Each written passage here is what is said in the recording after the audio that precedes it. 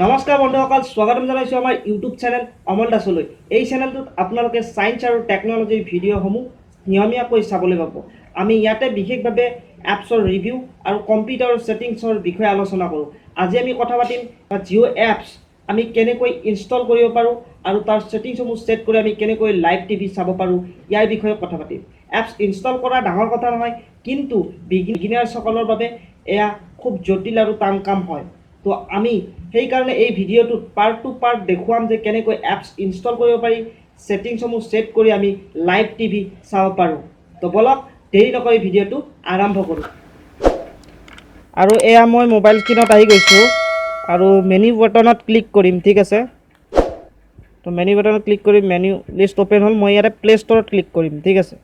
ইয়াত play' store open হৈ আছে আৰু প্লে' ষ্ট'ৰ অ'পেন হোৱাৰ পিছত আমি প্লে ষ্ট'ৰৰ চাৰ্চ বাৰত এই ওপৰত দেখিবলৈ পাইছে, চাৰ্চ বাৰত আমি ক্লিক কৰিম জিঅ' টিভি বুলি, ঠিক আছে। জিঅ' লিখাৰ পিছত ফ্ৰেণ্ড আপোনাৰ যদি ভুলতে স্পেলিং মিষ্টেকো হয় তাও এপছটো শ্ব' কৰিব। আপোনাক উদাহৰণস্বৰূপে দেখিছোঁ JIO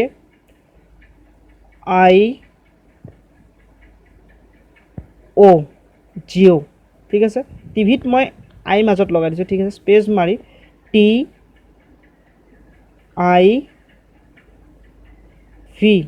ঠিক আছে। টিভিত TV হয়, মই আই এটা মাজত লগাই দিছোঁ, ঠিক আছে।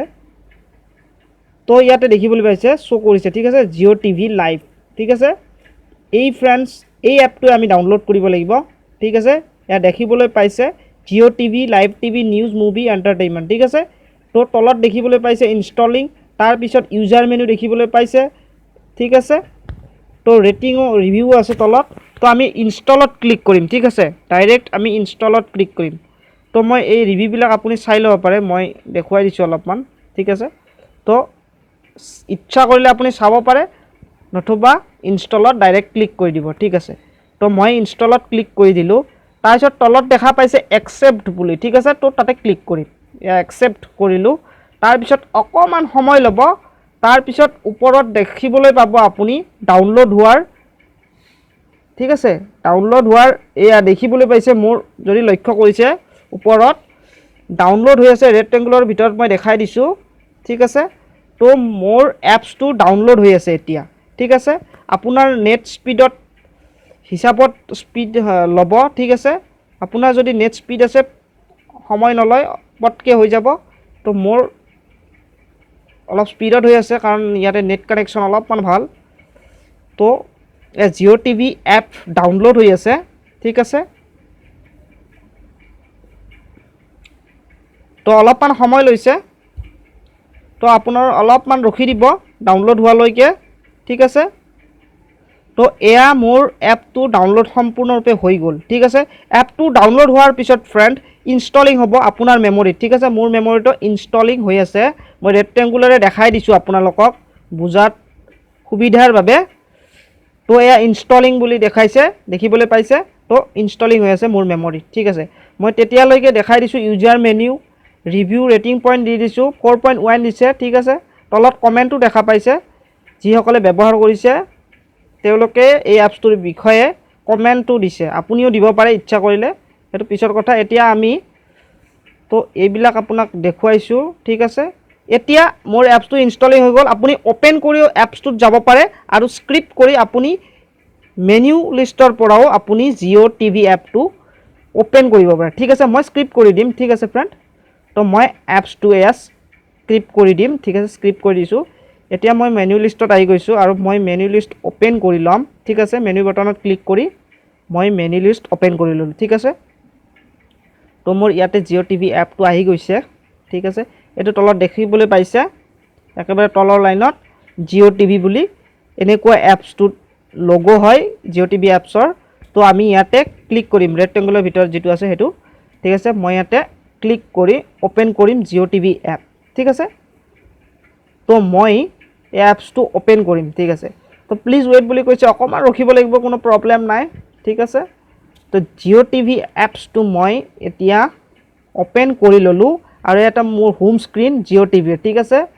তো মোৰ অল চিলেক্ট হৈ আছে, সেইবাবে ইয়াতে চেনেলটো মোৰ অল চিলেক্ট হৈ আছে ঠিক আছে ইয়াতে সকলোবোৰ ধৰণৰ চেনেল পাব ঠিক আছে তলত দেখাইছে টিভি স্পৰ্টছ তাতে চিলেক্ট কৰি ল'বলৈ আপুনি কোনটো কেটেগৰীৰ বস্তু চাই ঠিক আছে চেনেল চাই তো ইয়াতে আজতক দেখিবলৈ পাইছে ৰাষ্ট্ৰীয় চেনেল TV9 ভাৰতবৰ্ষ আছে ABP নিউজ আছে সকলোবোৰ চেনেল আছে স্পৰ্টছৰ চেনেলো আছে চিৰিয়েলৰ চেনেলছ আছে যেনে কালাৰ্ছ ছনী ঠিক আছে স্পৰ্টছ আছে ছনী 6 আছে তো অল্টত চিলেক্ট হ'লে সকলোবোৰ চেনেল আহিব ঠিক আছে আমি ল্যাঙ্গুৱেজত যাম এইবাৰ আমি এছামিছত ক্লিক কৰিম ঠিক আছে আমি এছামিজ সিলেক্ট কৰিম আৰু তলত দেখিবলৈ পাইছে মই দেখাই দিছোঁ আপোনালোক সকলোবোৰ ভাষাৰ চেনেল আছে ইয়াতে উপলব্ধ টিভিত যিবোৰ চেনেল পায় আপুনি তো এছামিছত ক্লিক কৰাৰ পিছত সিলেক্ট কৰাৰ পিছত ওকে বটনত ক্লিক কৰিব ঠিক আছে সিম্পলি ওকে বটনত ক্লিক কৰাৰ পিছত এয়া দেখিবলৈ পাইছে আপোনালোকৰ সকলোৰে প্ৰিয় চেনেল নিউজ লাইভ ৰং ৰেঙনি ঠিক আছে সকলোবোৰ চেনেল ডিডি গুৱাহাটী DY 365